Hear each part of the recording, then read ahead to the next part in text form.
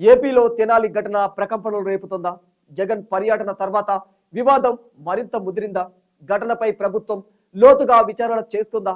ప్రభుత్వ పెద్దలు మౌనంగా ఉండటానికి కారణాలేమిటి? ప్రస్తుత పరిణామాలు ఏం చెబుతున్నాయి? అసలు తెనాలిలో ఏం జరుగుతుంది? కానిస్టేబుల్ ను హత్య చేసేందుకు యువకులు ప్రయత్నించారా? అదంతా కట్టు కథన. అసలు ఈ ఘటన వెనుక ఏం జరిగింది?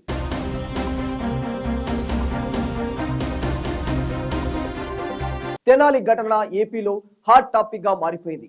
పోలీసుల తీరుపై సర్వత్రా విమర్శలు కూడా వెల్లువెత్తుతూ ఉన్నాయి. చేబ్రోలు జాన్ విక్టర్, దోమా రాకేష్, షేక్ బాబులాల్, వేము నవీన్ స్నేహితులు వీళ్ళంతా కలిసి కూడా కానిస్టేబుల్ ను హత్య చేయబోయారని వీరిపైనైతే కేసు నమోదు అయ్యింది. ఈ క్రమంలోనే ఏప్రిల్ 25న వీరిని పోలీసులు అరెస్టు చేశారు. అనంతరం నడి రోడ్డుపై కూర్చోబెట్టి లాఠీలకు పని చెప్పారు. వారి అరికాళ్లపై కొట్టారు కూడా పోలీసులు. వద్దు సార్ అంటున్నా కూడా పోలీసులు వినిపించుకోలేదు. ఈ వీడియో సోషల్ మీడియాలో వైరల్ గా మారిపోయింది. పోలీసుల తీరుపై విమర్శలు వెల్లువెత్తిపోయాయి. తప్పు చేస్తే కోర్టు ముందుకు తీసుకెళ్లాలి, అంతేగాని చట్టాన్ని చేతిలోకి తీసుకుంటారా అని ప్రశ్నలు కూడా వెల్లువెత్తుతూ ఉన్నాయి.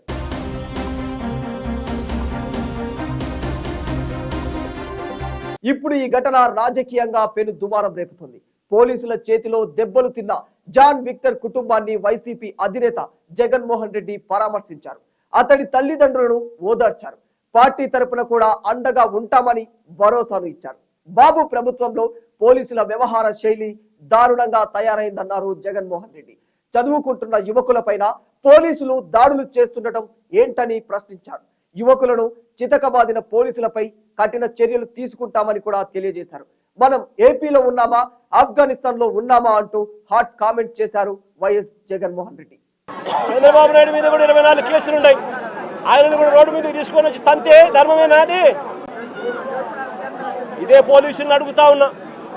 కేసులు ఉన్నాయి కదా అని చెప్పి, పాత కేసులు ఏదో ఉన్నాయని చెప్పి నువ్వు చేసిన పనికి జస్టిఫైబుల్ కారణం కాదది. కేసులు ఉంటే ఆ కేసులు తేల్చాల్సింది కోర్టులు.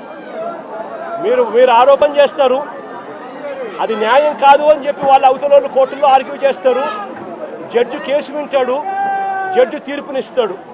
అంతేకాని పోలీసులు ఇలా కేసులు గతంలో ఉన్నాయి కదా అని చెప్పి తీసుకొని వచ్చి నడి రోడ్డు మీద వాళ్ళను నిల్చోబెట్టి వాళ్ళ కుటుంబ పరువును తీస్తూ వాళ్ళను షేమింగ్ చేసే కార్యక్రమం పోలీసులకు లేనే లేదు. అయితే ఈ ఘటనపై ప్రభుత్వం నుంచి కానీ, హోంమంత్రి అనిత నుంచి కానీ ఎలాంటి స్పందన లేదని తెలుస్తుంది. అయితే కూటమి నేతలు మాత్రం అంతర్గతంగా గుసగుసలాడుతూ ఉన్నారు. పోలీసులపై హత్యాయత్నం చేస్తే పరిస్థితి ఇలాగే ఉంటుందని కొందరు, పోలీసులు కొట్టడం సమంజసం కాదని మరికొందరు కూడా తెలియజేస్తూ ఉన్నారు. కానీ ఘటనపై సీఎం చంద్రబాబు లోతుగా విచారణ చేపట్టినట్లు కూడా తెలుస్తోంది. ఈ ఘటనపై పూర్తి వివరాలు ఇవ్వాలని పోలీస్ శాఖను ఆదేశించినట్లు వార్తలు వస్తూ ఉన్నాయి.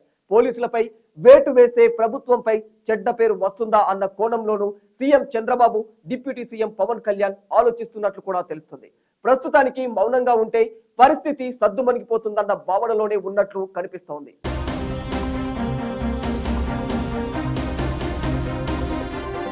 మరోవైపు CM Chandrababu, deputy CM Pawan Kalyan తీరుపై కూడా వైసీపీ నేతలు పెదవి విరుస్తూ ఉన్నారు. ఏది ఏమైనప్పటికీ ఈ జరిగిన వెంటనే స్పందించే పవన్ కళ్యాణ్ మౌనంగా ఎందుకు ఉన్నారో చెప్పాలని డిమాండ్ చేస్తున్నారు. మరి చూడాలి ఈ ఘటన ఇంకా ఎన్ని మలుపులు తిరగనుందో.